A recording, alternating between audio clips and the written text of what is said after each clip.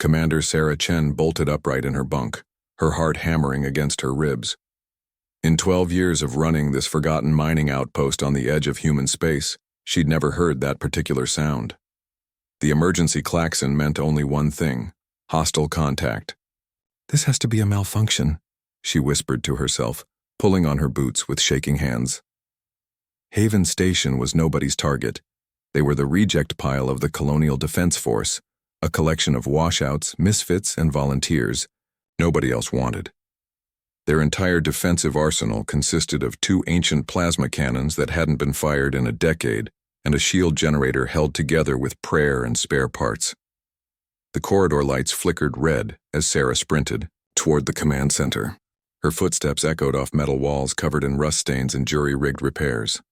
Everything about Haven Station screamed, forgotten, from the outdated equipment to the skeleton crew of 37 souls who called this rock home. Lieutenant T. Marcus Webb met her at the command center entrance, his dark face pale with shock. "Commander, you need to see this. Long-range sensors picked up something big." Sarah pushed through the sliding doors into organized chaos. Her small crew hunched over ancient displays, their faces lit by the amber glow of warning lights. "Chief, Petty Officer Lisa Park looked up from the sensor station, her usually steady voice cracking with disbelief. "Ma'am, we've got multiple contacts dropping out of hyperspace. Distance, 12 million kilometers and closing fast." The main display flickered to life, showing a tactical readout that made Sarah's blood turn to ice. Dozens of red dots appeared on the screen, arranged in perfect formation. The computer's synthesized voice began its monotone report. Confirmed hostile vessels. Configuration unknown. Estimated time to weapons range, 18 minutes. Dr. Elena Vasquez, their chief medical officer and resident xenobiologist, leaned forward from her position at the science station. Her voice carried the weight of terrible understanding. "Commander, those energy signatures. I've seen something like this before in the classified files from the Kepler incident." The Kepler incident. Sarah felt her stomach drop. 3 months ago, the entire Kepler system had gone dark. 20 million colonists, 3 major defense platforms, and a full fleet squadron. When the rescue ships arrived, they found nothing but empty space and debris fields that told no story. "How many ships?" Sarah asked, though she dreaded the answer. Park's fingers danced across her console. "Computer estimates 47 vessels, largest ones are..." "Jesus, Commander. Their reading is 8 kilometers long. 8 kilometers. Haven Station measured barely 2 kilometers from end to end. Their attackers could swallow them whole and still have room for dessert." Engineer Tom Rodriguez spoke up from the maintenance station, his thick accent heavy with resignation. "Shield generators are already redlined, Commander. We push them any harder and they'll blow our power grid." Sarah stared at the tactical display. The red dots crept steadily closer, and with each passing second, their doom became more certain. Haven Station couldn't run. Their engines were designed for orbital adjustments, not escape. They couldn't hide. There was nowhere to go in this empty system, and they certainly couldn't fight. But something nagged at the back of her mind. Something about the way the ships moved, perfectly coordinated like a single organism. She'd seen formations like this before, in her academy days studying historical battles. "Webb, get me a communication channel to the nearest fleet base, priority Alpha." "Ma'am, nearest fleet base is 4 days away at best speed, even if they left right. Now, but do it anyway." Sarah's voice carried steel forged by years of keeping this station running against impossible odds. "And start recording everything. If we don't make it, someone needs to know what happened here." The tactical display updated. 15 minutes to weapons range. The red dots grew larger and the computer began resolving individual ship profiles. What they saw defied belief. The vessels weren't built, they were grown. Organic curves flowed along hulls that pulsed with bioluminescent patterns. Weapon ports opened and closed like breathing mouths. These weren't ships in any human sense of the word. They were predators. "My God," Dr. Vasquez breathed. "They're beautiful, beautiful and deadly." Sarah had served in 3 border conflicts and seen her share of alien technology, but nothing like this. These ships moved with liquid, grace through space, their formations shifting like schools of fish responding to some invisible current. "Commander," Park called out, her voice tight with confusion. "I'm reading massive energy buildups across their entire fleet. But the patterns, they're not targeting us." "What do you mean?" "The energy signatures are all wrong for weapons. It's almost like they're scanning us." The main display shifted to show a detailed breakdown of the energy patterns washing over Haven Station. Dr. Vasquez leaned closer, her scientific curiosity overriding her fear. "These aren't weapon signatures," she said slowly. "They're probe patterns, incredibly sophisticated ones. They're reading everything, our technology, our biology, our cultural broadcasts." Sarah felt a chill that had nothing to do with the station's failing life support. "They're studying us. 12 minutes to contact." The alien fleet continued its relentless approach, their probe beams dissecting every aspect of Haven Station's existence. In the silence that followed, Sarah made a decision that would echo through history. "All hands, this is the commander. Battle stations." It was a meaningless gesture. Their ancient weapons couldn't scratch the paint on those organic hulls. But Sarah Chen hadn't kept this station running for 12 years by giving up when things looked impossible. As the crew scrambled to prepare their pathetic defenses, none of them noticed the small change in the tactical display. The probe beams had found something in their scans, something in the cultural databases that made the alien fleet's approach patterns shift almost imperceptibly. They were no longer moving like predators. They were moving like something that had just realized it had made a terrible mistake. Chapter 2. The Weight of Memory. The memories hit Dr. Elena Vasquez like a physical blow as she stared at the alien energy signatures. Her hands trembled over the science console, and suddenly she was back in the sterile corridors of Research Station Omega, 3 years ago. "Commander," she said, her voice barely above a whisper, "I need to tell you something about these aliens." "Something classified." Sarah turned from the tactical display, her face grim. "Doctor, unless it helps us survive the next 10 minutes, it might." Elena's dark eyes held a weight of terrible knowledge. "I was part of the xenobiological survey team that investigated the Altair system destruction. We found survivors. The bridge fell silent except for the steady beeping of sensor alerts. Even the tactical computer seemed to pause its relentless countdown." Elena continued, her voice growing stronger as she pushed through the classified barriers that had kept her silent for years. 3 ships escaped the initial attack on Altair. Colony. The survivors. They told us things. About these aliens, about what they're really doing out here. Lieutenant Webb looked up from his communication station. "Ma'am, what kind of things?" "The aliens aren't conquerors," Elena said, pulling up files from her personal archives. "They're collectors. They travel from system to system, cataloging and preserving what they find. Every species, every culture, every piece of technology gets studied, recorded, and then—" She paused, struggling with the weight of what came next. "And then?" Sarah prompted. "And then they take samples, living samples, the strongest, the smartest, the most genetically diverse. They preserve them in biostasis aboard their ships, a living museum of every race they encounter." Chief Park looked up from her sensors, her face pale. "What happens to the rest?" Elena's silence was answer enough. The tactical display updated, 8 minutes to contact. But now the energy patterns washing over Haven Station made terrible sense. The aliens weren't just scanning their technology, they were evaluating the crew as potential specimens. Engineer Rodriguez spoke up from his station, his voice rough with suppressed panic. "So we're not facing an invasion, we're facing, what, alien anthropologists?" "Anthropologists with the firepower to sterilize entire star systems," Elena corrected. "The survivors from Altair called them the curators. They've been doing this for thousands of years, traveling the galaxy and building the greatest collection of sentient life ever assembled." Sarah felt the weight of command settle on her shoulders like a lead blanket. 37 lives under her protection, and the best she could offer them was a choice between death and eternal captivity in some cosmic zoo. "There has to be something," she said, more to herself than to the crew. "Some way to fight back, some Weakness we can exploit. Elena shook her head. The Altair survivors tried everything. Conventional weapons, nuclear devices, even ramming attacks, nothing worked. The curator ships have adaptive shielding that learns from each attack and becomes stronger. What about negotiation? Webb asked. If they're collectors, maybe we can trade something they want more than us. They don't negotiate, Elena replied flatly.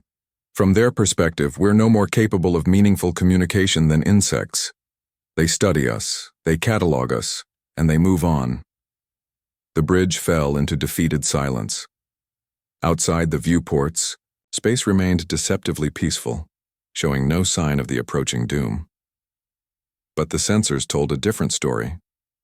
The curator fleet had shifted into what Elena recognized as a harvesting formation. Sarah stared at the tactical display, her mind racing through options that all led to the same dead end. Haven Station was a mining outpost, not a military base. Their crew consisted of engineers, scientists, and support staff, not soldiers trained for impossible battles. But as she looked around the bridge at the faces of her people, Sarah saw something that gave her pause. These weren't the defeated, expressions of victims waiting for slaughter. Tom Rodriguez was already pulling up schematics of the station's power grid, muttering about overload possibilities. Lisa Park had her hands flying over the sensor controls, mapping every detail of the approaching fleet. Even Dr. Vasquez was diving into her classified files, searching for any scrap of information that might help. They were problem solvers. Every one of them had ended up on Haven Station because they were too stubborn, too creative, or too unwilling to accept defeat to fit into the regular colonial defense force. The misfits and washouts were about to face the greatest problem in human history. 7 minutes to contact, the computer announced with its usual indifference to impending doom. That's when Chief Park made a discovery that changed everything. "Commander," she called out, her voice sharp with excitement. "I'm picking up something weird in their formation. There's a gap in their scanning pattern right here." She highlighted a section of the tactical display where the probe beams created a small blind spot. Elena leaned over to study the readings. "That's impossible. Curator scanning is perfect, overlapping, redundant. They don't leave gaps." "This one does," Park insisted. "It's small, only about 30 seconds of coverage, but it's there, and it repeats every cycle." Sarah felt the first stirring of hope she'd experienced since the alarm started. "Could we use that somehow?" Rodriguez looked up from his power grid schematics. "Depends what you want to use it for, Commander. But I've been thinking about our mining charges. We've got about 2 tons of industrial explosives in storage." "Industrial explosives against curator shielding?" Elena shook her head. "It won't even scratch them." "Maybe not from the outside," Rodriguez said with a grin that held no humor. "But what about from the inside?" The bridge went quiet as the implications sank in. It was a desperate plan, probably suicidal, and their chances of success hovered somewhere between slim and non-existent. Sarah looked around at her crew, her family really. After 12 years of keeping this station running together against all odds, they deserved better than a heroic last stand that would be forgotten within a week. They deserved to live, to see their families again, to have futures that extended beyond the next 6 minutes.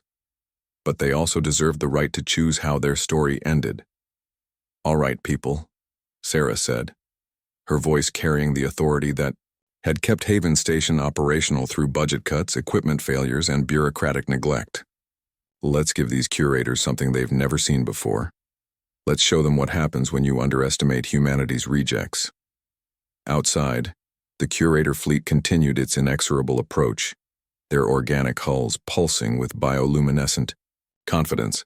They had performed the same harvesting ritual on countless worlds, collected specimens from thousands of species, and never once encountered meaningful resistance. They were about to learn why humans had a reputation for doing the impossible when everything else had failed. Chapter 3. The 7-Minute War. 5 minutes to contact, the computer announced as Haven Station transformed from a sleepy mining outpost into something resembling a military installation. Commander Sarah Chen stood at the center of controlled chaos, watching her crew work with the kind of desperate efficiency that only came from facing impossible odds. Tom Rodriguez had jury-rigged the mining explosives into what he generously called proximity charges, though they looked more like metal canisters held together with magnetic tape and wishful thinking. "How many charges do we have?" Sarah asked. 14 functional units, Rodriguez replied, sweat beading on his forehead as he worked. "Each one packs enough punch to level a city block, but against curator shielding, they're fireworks," Dr. Vasquez finished grimly. She'd been poring over every scrap of data from the Altair incident, looking for weaknesses that might not exist. "Commander, I have to stress how unprecedented this is. No species has ever mounted effective resistance against a curator harvest." Chief Park looked up from her sensor station. "Maybe that's because no one else was crazy enough to try ramming explosives down their throats."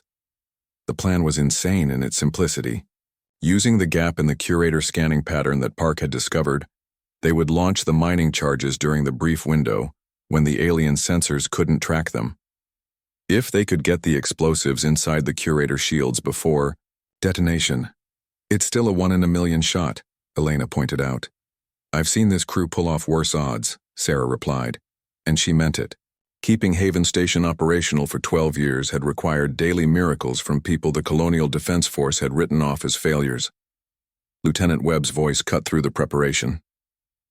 "Commander, I'm getting something on the emergency channels. It's Fleet Admiral Morrison."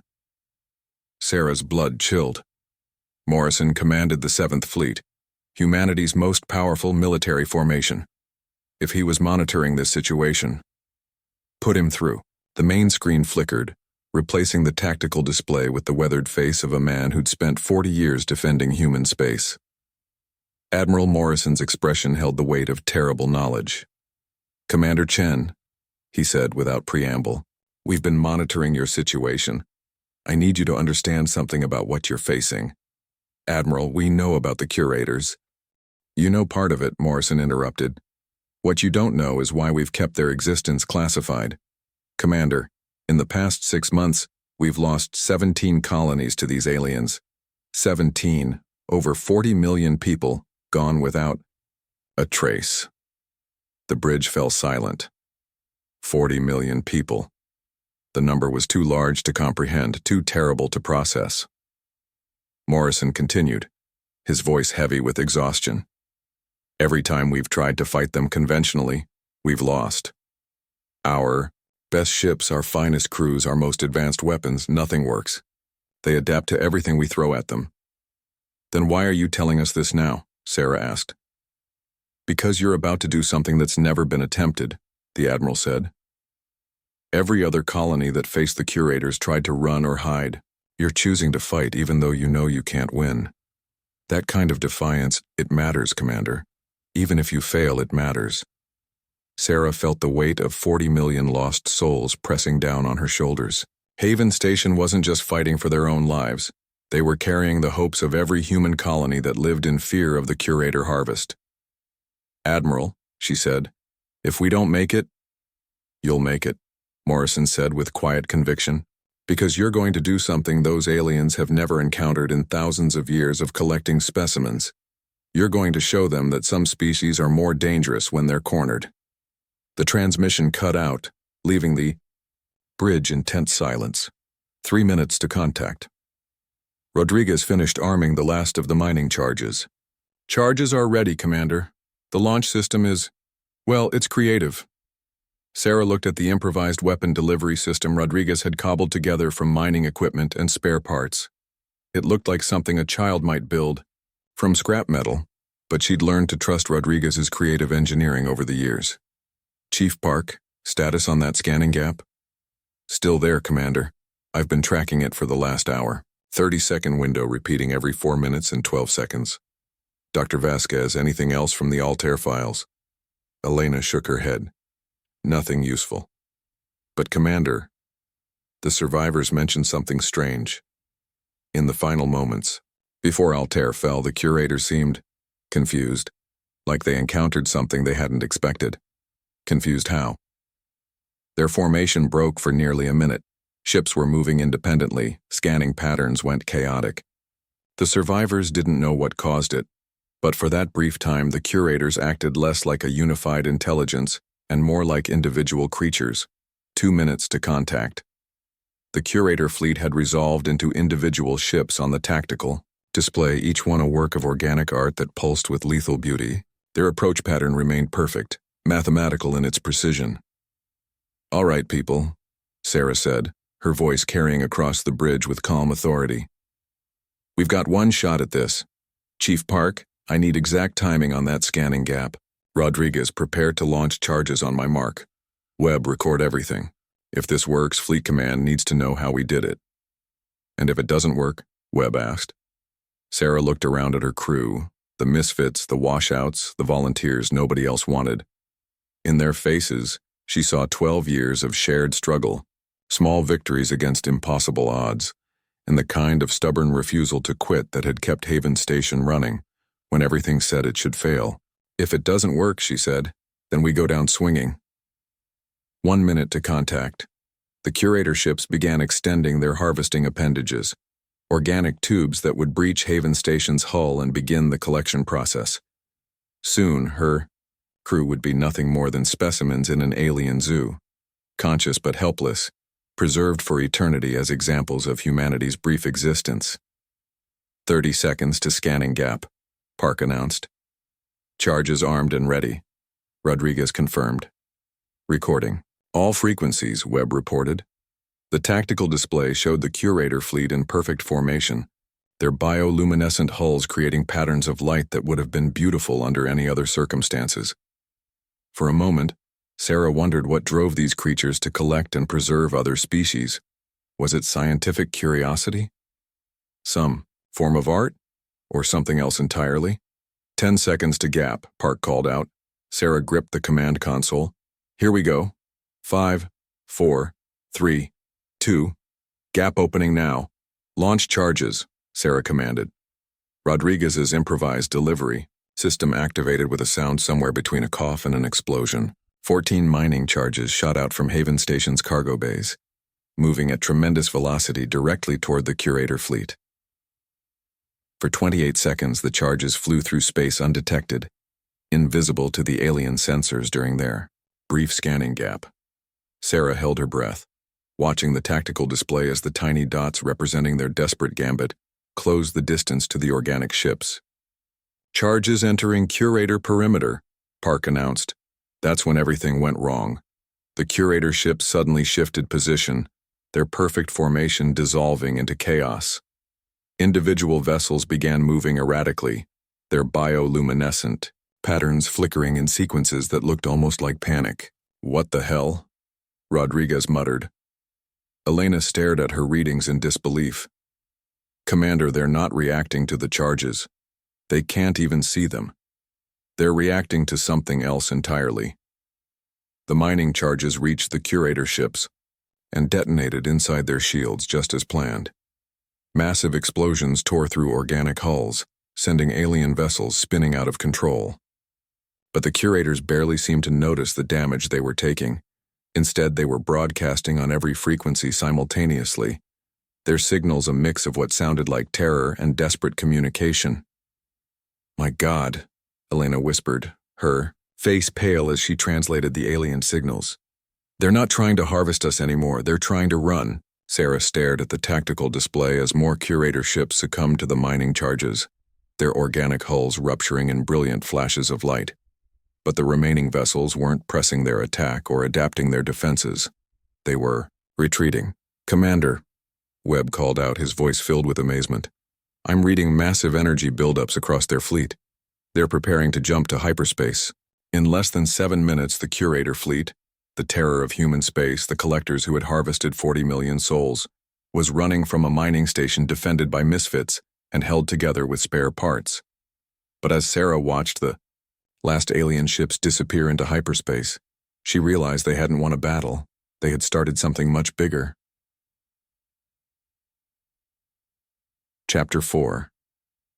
The Price of Victory.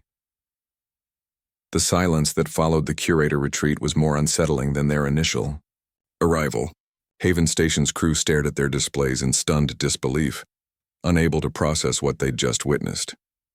"Damage report," Sarah said, her voice hoarse from shouting orders during the brief but intense engagement. "Hull integrity at 96%, Rodriguez reported, his hand still shaking as he worked his console. "Some minor breaches in Cargo Bay 3, but nothing we can't patch. The real miracle is our power grid didn't explode when I overloaded those launch systems." Chief Park looked up from her sensors, her expression troubled. "Commander, I'm still tracking residual energy signatures from the Curator retreat. They didn't just leave. They fled. And they were broadcasting distress signals across multiple frequencies." Dr. Vasquez had been silent since the battle ended, her face pale as she studied the alien communication intercepts. Now she looked up with an expression that made Sarah's stomach tighten. "Elena, what is it?" "I've been analyzing their broadcast patterns," she said slowly. "Commander, I don't think we just defeated a Curator harvest fleet. I think we did something that's never happened before in their species' history." Sarah felt a chill that had nothing to do with the station's environmental systems. "What do you mean?" Elena pulled up a complex waveform analysis on her screen. "The signals they were broadcasting, they weren't tactical communications, they were screaming, Commander. In every frequency range, every communication protocol they use, the Curators were screaming." Lieutenant Webb looked up from his communication station. "Dr. Vasquez, what could make a species like that afraid? They've been harvesting civilizations for thousands of years." "That's just it," Elena said, her voice growing more troubled. "According to the Altair survivor reports, Curators don't experience fear the way we understand it. They're a collective intelligence, each individual ship connected to a vast network of shared consciousness. They don't panic, they don't retreat, and they certainly don't scream." The implications hung in the air like a toxic cloud. Sarah felt the weight of command pressing down on her as she tried to understand what they'd unleashed. "So what changed?" she asked. Elena highlighted specific patterns in the alien communications. "I think our attack did more than just damage their ships.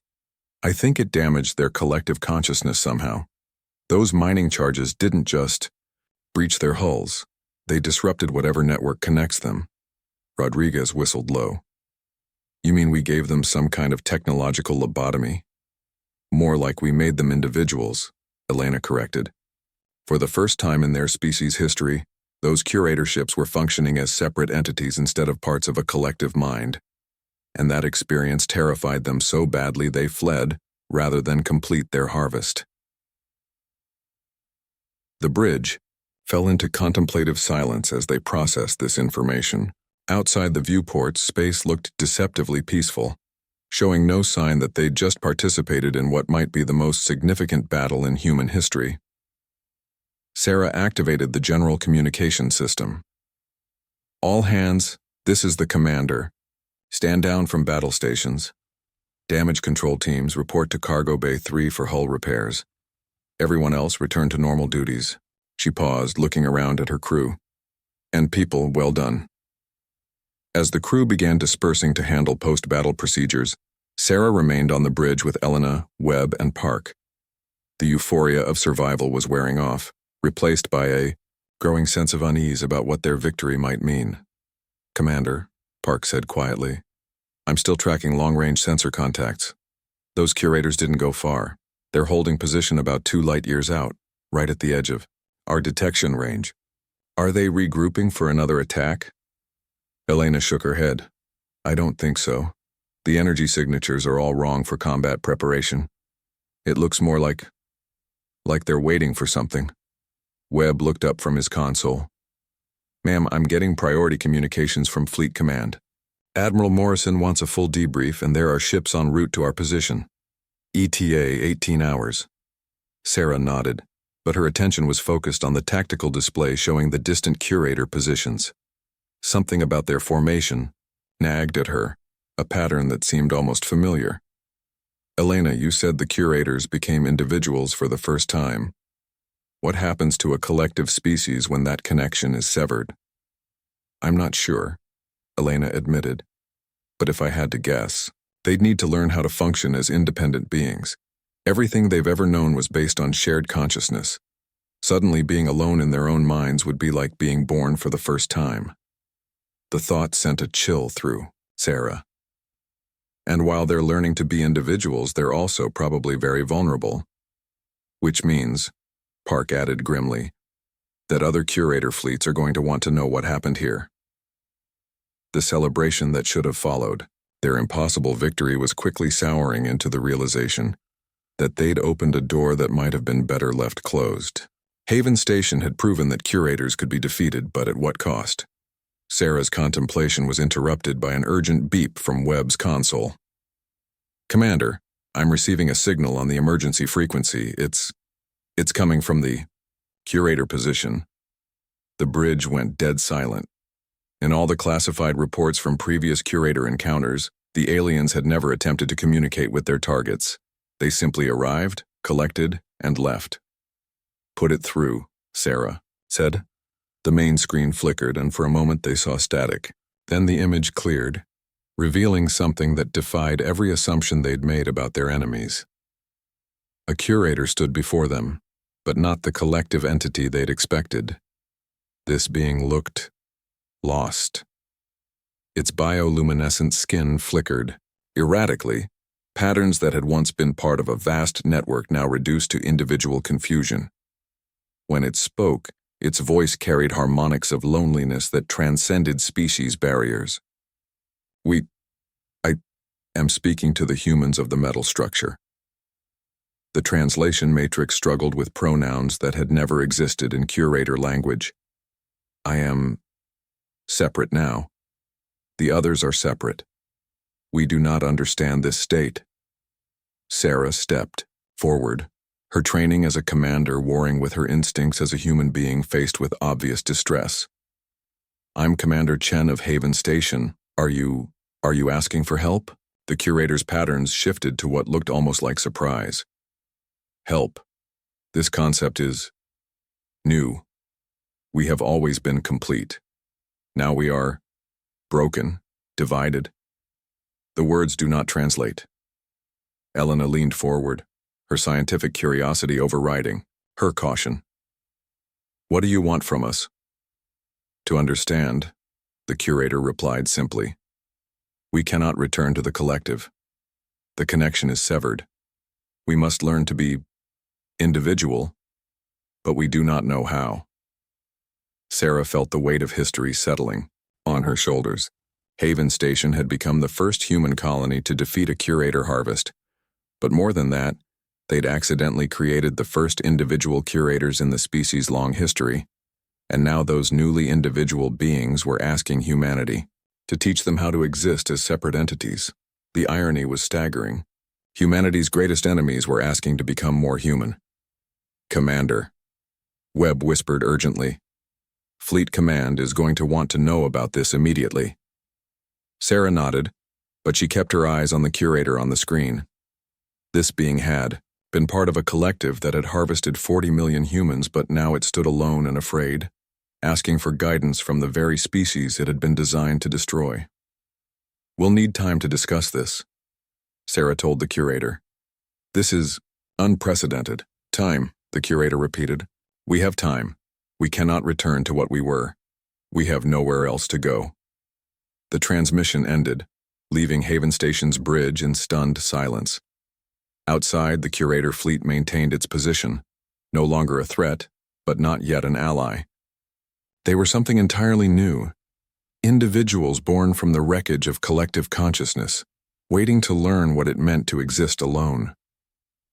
Sarah looked around at her crew, the misfits and washouts who had just redefined the relationship between humanity and its greatest enemy. In trying to save themselves, they'd accidentally created a new form of sentient life. The question now was, what would they do with it? Epilogue. 6 months later, Admiral Morrison stood in the observation deck of Haven Station, watching the construction crews work with a mixture of pride and bewilderment. The forgotten mining outpost had become the most important diplomatic station in human space, its corridors now bustling with xenobiologists, linguists, and cultural experts from across the Colonial Defense Force. Commander Sarah Chen joined him. At the viewport, her uniform now bearing the insignia of a full colonel, a promotion that had come with her new assignment as Director of Curator Integration. "Status report, Colonel?" Morrison asked with a slight smile. "Better than expected, worse than hoped," Sarah replied, a phrase that had become her standard response to inquiries about the Curator Integration project. "We've got 43 individual curators living in the habitat modules, and they're adapting to individual consciousness faster than anyone predicted." Through the transparent aluminum, they could see the new construction, specially designed living spaces that accommodated curator physiology while providing the privacy that collective beings had never needed before. The bioluminescent patterns, visible through the habitat walls, showed signs of growing sophistication as the curators learned to express individual thoughts and emotions. "And the other curator fleets?" Morrison asked. Sarah's expression darkened slightly. "That's the complicated part. We've had 17 different harvest fleets arrive in this system over the past 6 months. Most turn around when they detect the individual curator's presence, but a few have tried to reclaim their separated members. Unsuccessfully, I hope. So far, the individual curators won't go back, and their former collective seems unable to force reintegration. But Admiral, we're walking a very fine line here.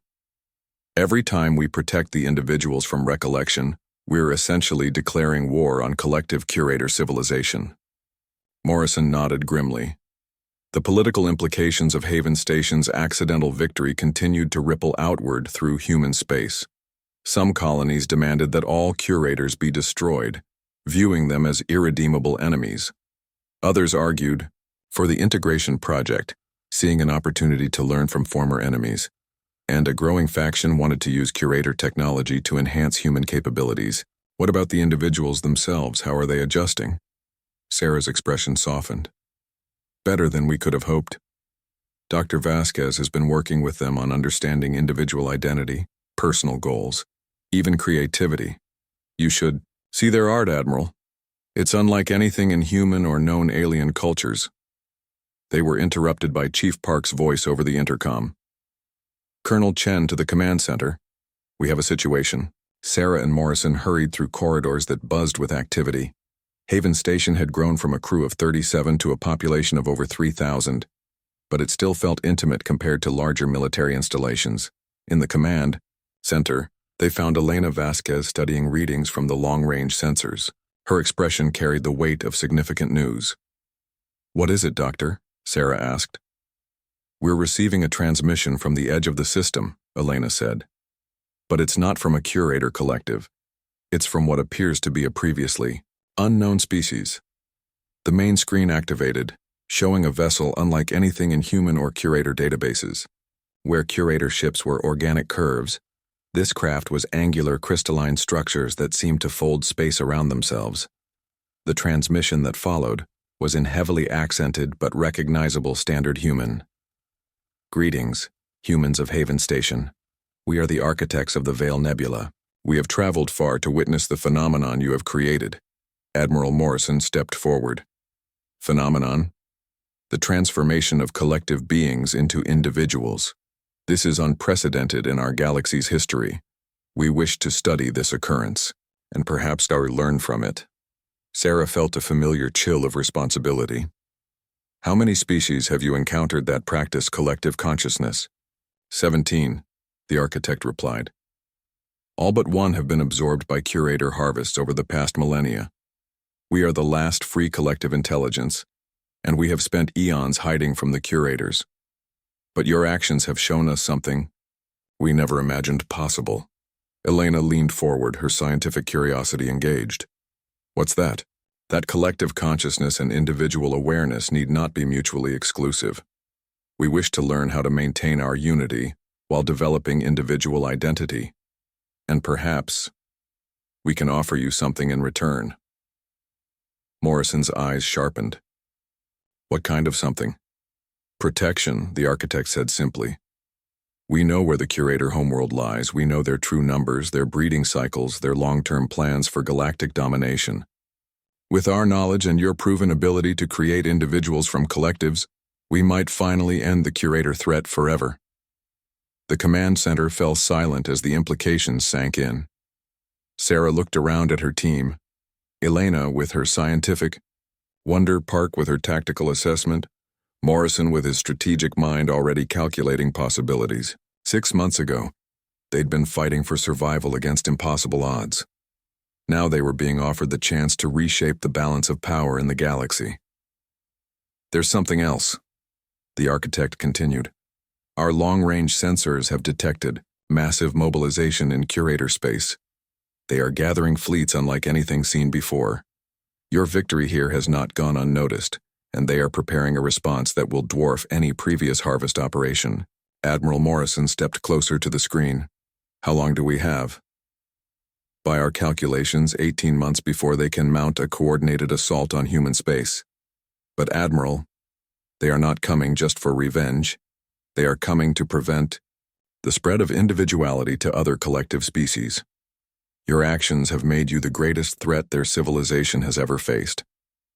Sarah felt the weight of 40 million harvested souls pressing down on her again, but this time it came with the potential for redemption. What exactly are you proposing? An alliance, the architect replied. We provide intelligence and advanced technology. You provide the method to transform collectives into individuals. Together we approach the remaining free species in this galaxy and offer them a choice.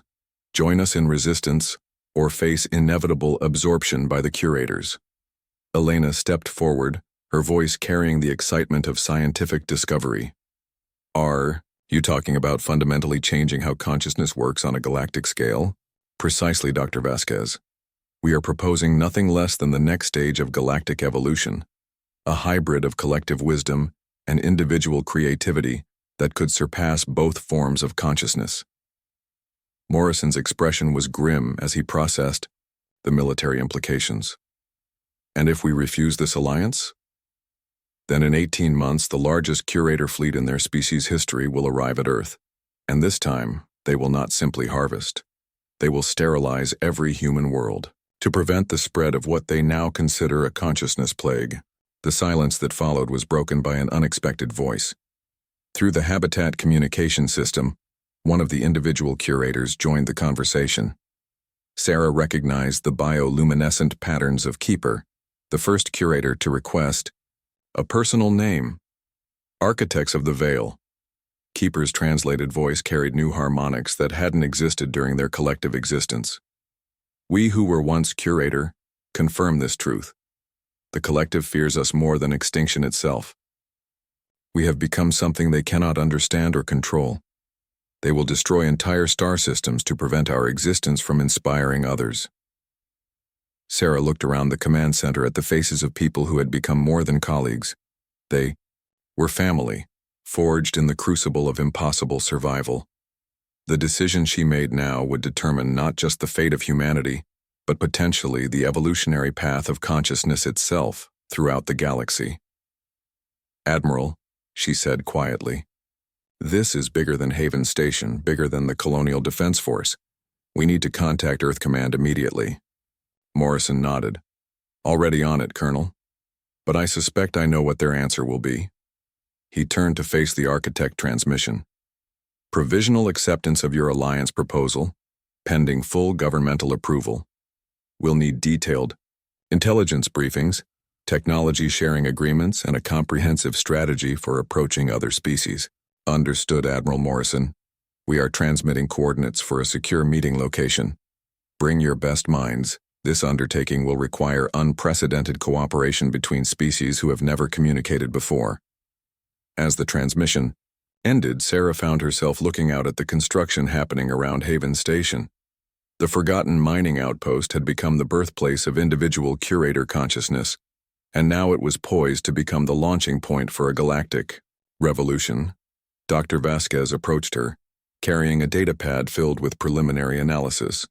Sarah, if this works, if we can really transform collective species into individuals while maintaining their beneficial aspects, we could be looking at the greatest advancement in consciousness since the development of language.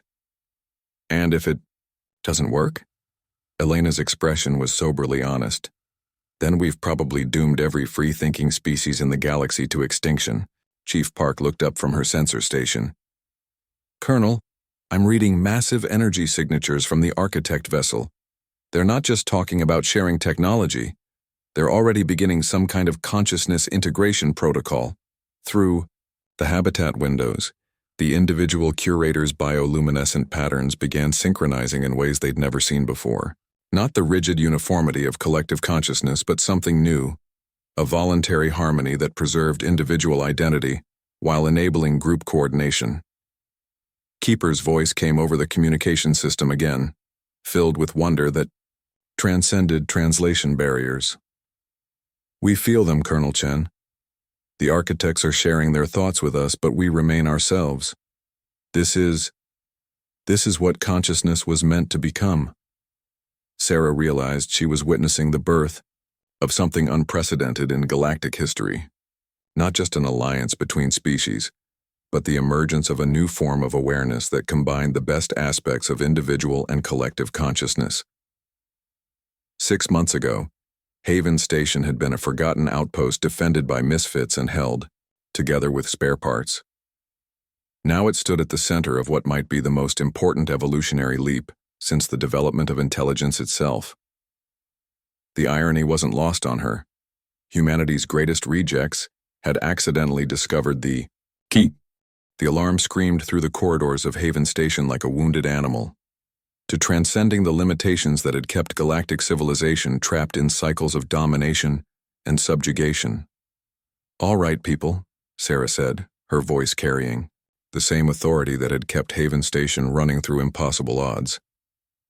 We've got 18 months to revolutionize consciousness, unite disparate species, and prepare for the greatest military challenge in human history. She looked around at her crew. Elena with her scientific brilliance, Park with her tactical genius, Morrison with his strategic experience, and felt the familiar stirring of confidence that had carried them through every crisis.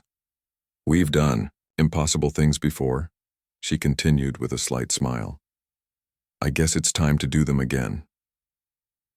Through the viewports, space no longer looked empty and hostile. It looked full of potential, filled with species waiting to discover what it meant to be both individual and united, separate and connected, free and cooperative. The age of harvesting was ending. The age of conscious evolution was about to begin, and it had all started with 37 misfits who refused to accept that defeat was inevitable. In the months that followed, historians would debate whether the Battle of Haven Station lasted 7 minutes or 18 months. The actual combat had been brief, but its consequences would reshape the galaxy for millennia to come. Sarah Chen, former commander of a forgotten mining outpost, had become the architect of galactic consciousness. Revolution. The universe would never be the same. And somewhere in the deep reaches of space, collective minds that had dominated the galaxy for thousands of years were learning, for the first time in their existence, what it meant to be afraid of the future. They could no longer control. The harvest was over. The awakening had begun.